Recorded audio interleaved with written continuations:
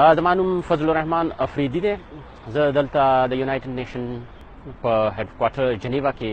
په دې ټایم باندې ولاړ یم. لږ مخکې مونږ د هیومن رایټس کاونسل د یونایټډ نیشن هیومن رایټس کاونسل کې د پښتنو په مسایلو باندې ډېر په تفصیل کې ډسکشن وکړو او خاص کر د پښتون پروټیکشن موومنټ باندې مو ډېر په تفصیل سره ډسکشن وکړو او د هغې په نتیجه کې چې د پښتنو خلاف کم سټیټ اپریشن روان دی او د پښتنو چې کوم دی انفورسډ ډساپیرنسز arbitrary detention torture او extra judicial killing چې کوم روان دي په هغې باندې ما یونایټډ نیشن هیومن رایټس کاونسل انفارم کړه او هغوی ته مو وویل چې دا چې کوم سټیټ اپریشن دی د پښتنو خلاف چې کوم مظالم دي دا د سټاپ کړی شي، دا د ودرولی شي، کنې د دې نتایج به ډېر خطرناک وي. دا سپرینګ موومنټ چې کوم دی پښتون سپرینګ موږ ورته وایو،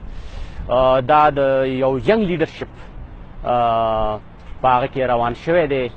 لکه منظور پښتین شو، علي وزیر شو، محسن داوړ شو او په دې باندې د پښتنو چې کوم دی ډېر زیات بروسه ده. اوسه پورې پښتانه نه خو خپل حکومت پاکستان باندې د هغوی څه ټرسټ و او نه د خپل پښتون لیډرشپ باندې د هغوی ټرسټ و. نو پیل ځل په تاریخ کې پښتانه اکراس د ټرایبل لاینز یو شوي دي او هغوی په دې ینګ لیډرشپ باندې بروسه کوي. نو د دې په نتیجه کې موږ ته ډېر زیات اسټرونامیکل فیګرز راغله، تقریبا 32,000 پښتانه چې کوم دي هغه میسنګ دي. په دې کې 5,000 کسان چې کوم دي هغه کنفرم دي او د دې موومنټ د لانچ کېدو نه پس چې کله په اسلام آباد کې دا موومنټ لانچ شو نو هغې نه پس 250 کسان چې کوم دي هغه ریلیز شوي دي. نو دا یو ډېر سکسسفل موومنټ دی او ډېر ډاینامیک موومنټ دی او خلک چې کوم دی ډېر زیات په دې کې مطلب دا چې کانفیډنس لري او د لیډرشپ کې په دې لیډرشپ کې کانفیډنس لري. نو موږ دلته په یونایټډ نیشن کې د چې کوم ورکینګ ګروپ دی on enforced disappearances هغوی ته موږ ریکویسټ وکړو چې هغه حکومت پاکستان ته ریکویسټ وکړي چې دغه چې کوم انفورسډ ډساپیرنسز دي، دا مسنګ کسان چې کوم دي دا د مطلب دا چې ریلیز کړی شي او مطلب دا چې که